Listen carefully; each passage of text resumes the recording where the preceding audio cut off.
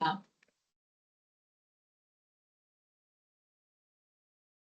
everybody. My name is Sharon Lee. I'm a social worker in the pre and post transplant program here at St. Mike's. And today I'm going to be speaking about thinking traps, which are also known as thinking errors.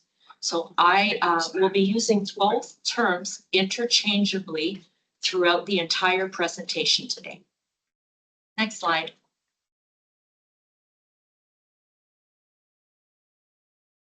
So we're going to be talking about why our thoughts matter, what are thinking errors, and what are some of the more common thinking errors, and how thinking errors can affect our emotions and behaviors, and then how to challenge thinking errors by developing flexibility in our thinking. Next slide. Just got more of the mouse. They see that. Pardon me? They won't see that. They won't see that? Okay. Why our thoughts matter. Our thoughts are our ideas, opinions, and beliefs about ourselves and the world around us. So the cognitive model shown here describes how you think determines how you feel and how you behave. So if we look at the picture below, sorry, I don't have a mouse, so I'll try my best to explain it. So in the first picture, something happens. It could be anything. And then you have thoughts about what has just happened. And then you experience emotions based upon your thoughts. And then you respond to your thoughts and feelings with behaviors. Now, we don't just jump from picture 1 to picture 3. So we don't just jump from a situation or an event in our life to an emotion or feeling. There's something in between that has just as much influence, if not more, on the way we feel about the situation or event. So we often bypass our thoughts because most of us are on automatic pilot. That means we're able to do things without even needing to think about them. Your thoughts are very powerful. They determine how you feel, your decisions, and your actions. Therefore, we should get to know our thinking patterns more closely. Next slide. More about our thoughts. So most of our thoughts occur automatically. Our minds tend to take shortcuts when it comes to thinking, reasoning, and remembering. And this helps us to complete our daily tasks, such as brushing our teeth, household chores, getting to work, and many, many other tasks. 90% of all thoughts are repetitive. And if you repeat something often enough, it becomes habitual. Next slide.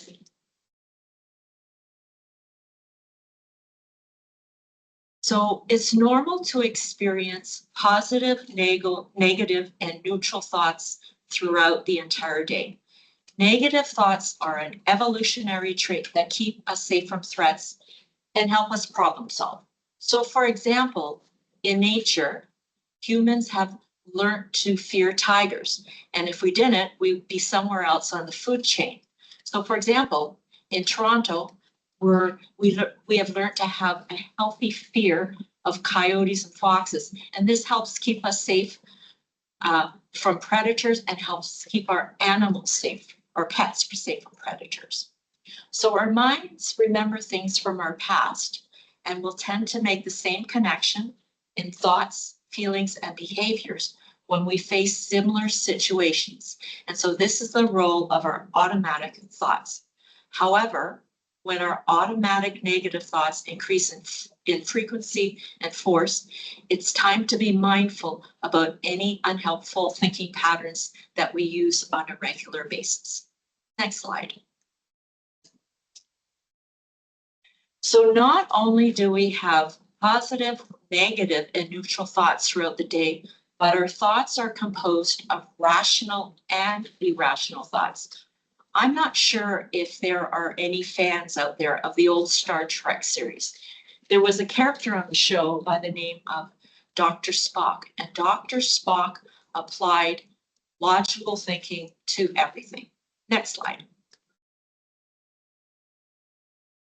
However, none of us are 100% logical and rational like the Star Trek character, Mr. Spock.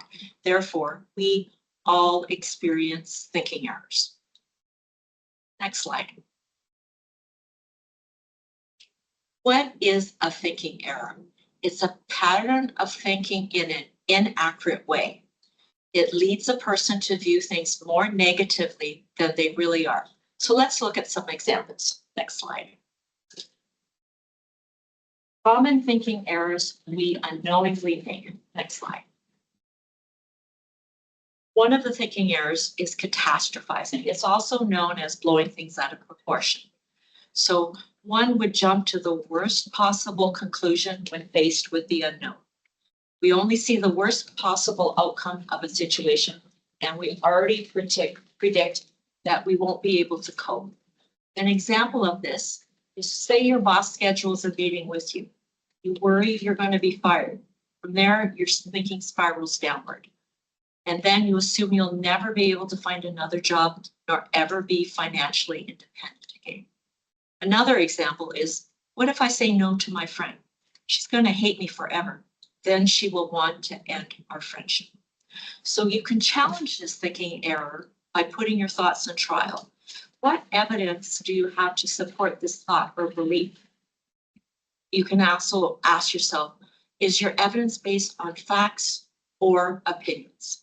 Next slide. Another thinking error is magnification and minimization.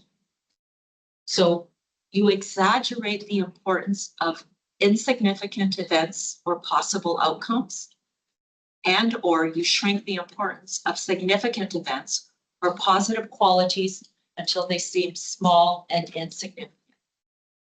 So an example of magnification is you magnify the difficulty of a task. Meanwhile, you minimize the importance of getting started on the task despite an impending deadline. Another example, someone pays you a compliment for a job well done. You think they don't really mean it, they're just being polite. This is minimization. Another example is, although I'm a good singer, I'm nowhere near as good as everyone else in the choir. So when experiencing this particular thinking error, you can challenge your thinking. If you had a friend with a similar thought, would you discount their positives as though they're not important? Often we're harder on ourselves than other people in our lives. Treat yourself to the same standard that you hold everyone else to. Next slide. The mental filter is another thinking error. You ignore all the positives in a situation and focus only on the negative aspects. Sometimes you focus only on one aspect of the situation, which is often negative, while ignoring everything else, often positive. Examples of this are, your team won the soccer game, but you are so angry that you missed your free penalty kick. Or your partner makes a mistake. When they try to make it up to you, you can only focus on what they did wrong instead of the nice things they're doing now. So you can challenge your thinking with this thinking error and ask yourself, are you looking at the whole picture, or are you only noticing the bad and dismissing the good? Next slide.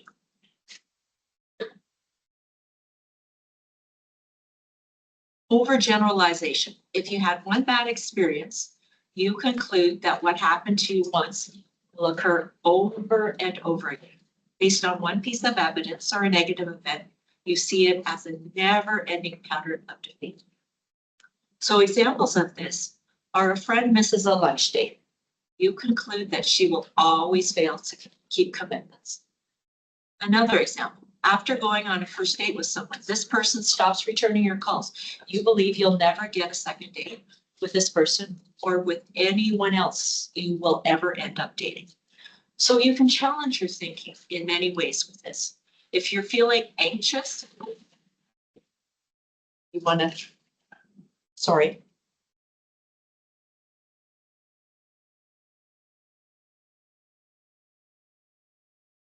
Sorry, just gonna get this screen back. We're up. just adjusting the, one of the screens and plugging it in for some power. Andrew, Andrew, can you actually just zoom into Sandra, to Sharon from the No, TV because it's, computer? no, well, We're just gonna set if this. I switch to the TV computer, Just zoom into her like you were doing before, and then we can continue on.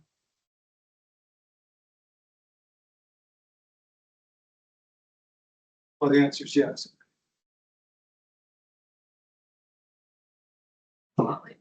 Yeah, Perfect. And Sharon, you can go ahead and continue. We don't really need the other computer, I guess. So you can challenge your thinking with this thinking error. If you're feeling anxious regarding future similar situations, you can seek the opinions of those you trust regarding whether your thoughts and your attitudes are realistic. And if you're feeling overly self-critical, you can try and identify other experiences and situations where you've had success. Next slide.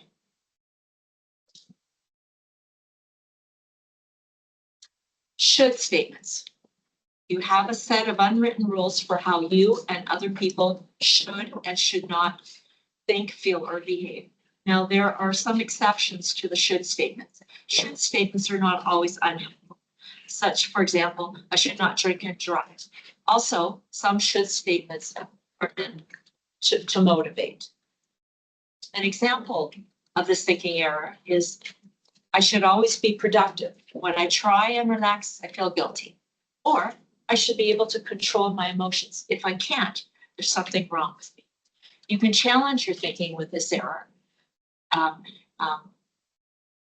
And what we found out is hanging on too tightly to shoulds can lead you to feel guilty if you don't live up to your own rules. Also, hanging on too tightly to shoulds can lead to disappointment when others fail to meet your expectations.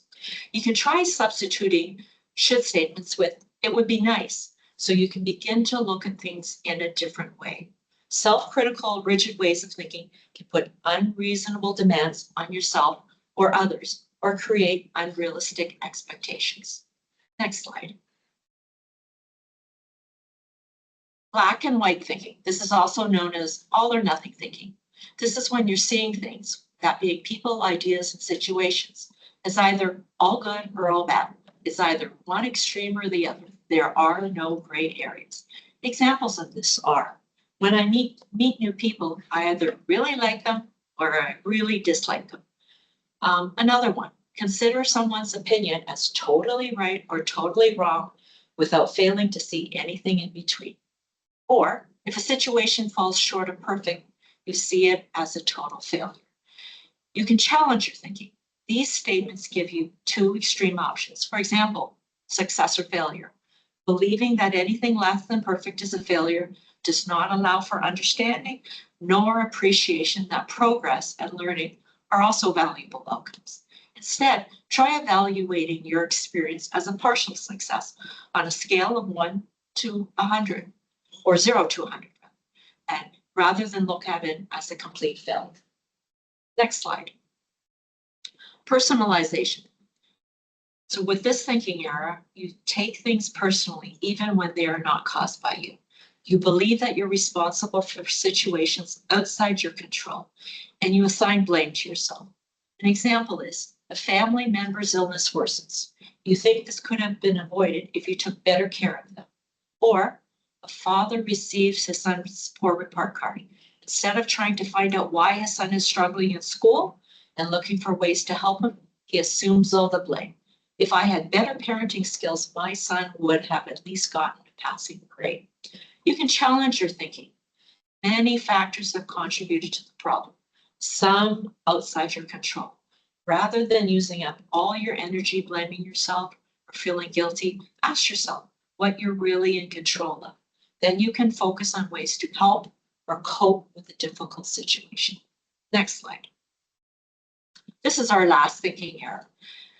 You assume that you know what others are thinking and feeling without even asking them or without any evidence. You end up negatively interpreting their words, behaviors, facial expressions, and you believe they're looking down at you. Examples. You assume that someone is upset with you because they didn't smile at you when they passed by, or your partner seems distant at the dinner table.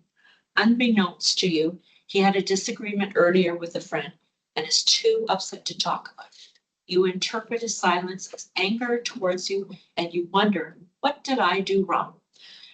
So you can challenge your thinking with this thinking error. If we rely too much on mind reading, we can make mistakes about what others are thinking of us. And you can ask yourself, by using this thinking era, what are you gaining by looking at things this way? And also on the flip side of the coin, what are you losing from looking at things this way? Next slide. So let's recap. What is a thinking error? It's a tendency or habitual pattern of thinking about things in an inaccurate and unhealthy way. It also causes an individual to perceive themselves in a negative way or view things more negatively than they really are. They can be so subtle and difficult to recognize if it's a regular feature of your day-to-day thinking. And it also traps our minds into believing what we're thinking is true. Next slide. So the cause of thinking errors.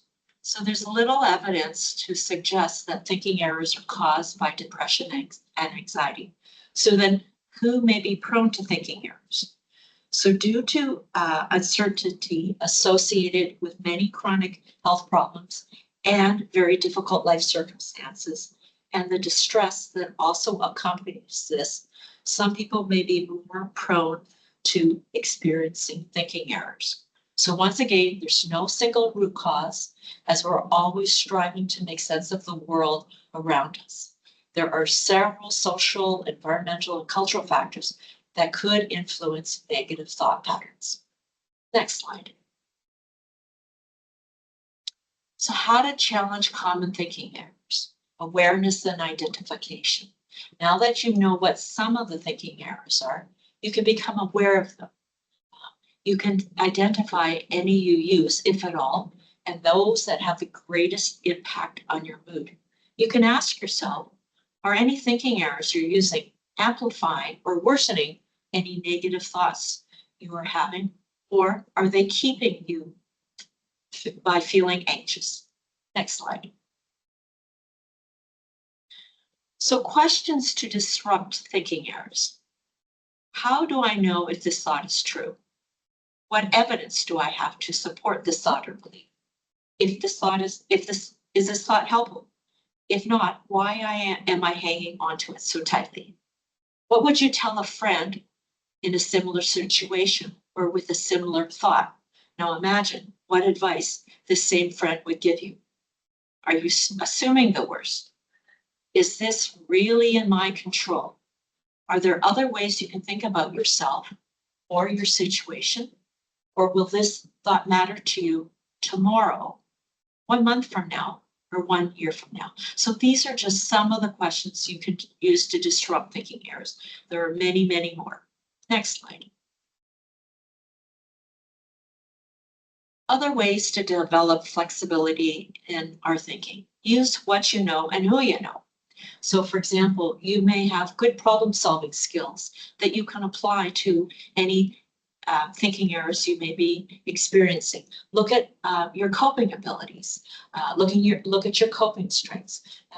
Do you seek support? Do you have a healthcare team or members of the healthcare team you can rely on? Do you have a trusted friend in which you can bounce things off of? You can also use reflection or journaling. You can journal and reflect back on your thoughts. What might have caused this thinking error? What are the causes and triggers of your anxiety or negative thinking habits? You can use yoga or meditation to quiet the mind.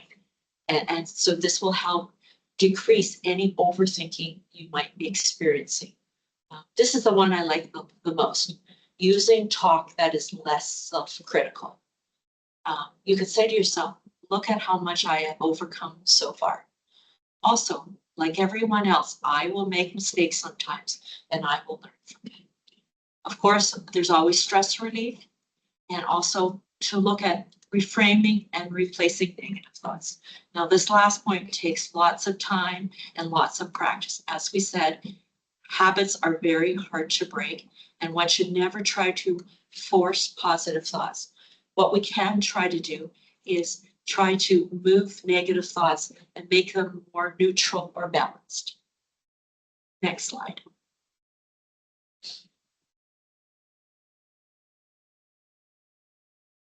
So thinking traps affect how we make decisions and our actions in other areas of our life. So they don't only exist in our personal life, they exist at the workplace, and they can affect your relationship with employees, employers, and colleagues alike. They also thinking errors also exist in the financial world, and they can affect investment decisions that you make. Now, thinking errors also exist in the world of sports. Coaches and sports psychologists look at thinking errors that athletes fall into when assessing their own performance. So thinking errors are all around us. Next slide. This is just an example of a business magazine, and they also write about thinking errors. Next slide. Once again, this is an example of a thinking error used in the business or financial world. Next slide. If you want to read up a little bit more about thinking errors, there's an article written in Transplant Digest, and I've highlighted the issue and the year. Next slide. That's the article, you can look it up. Next slide. Thank you to the Kidney Connect support group members for allowing me into your space and sharing this time with you. At this point in time,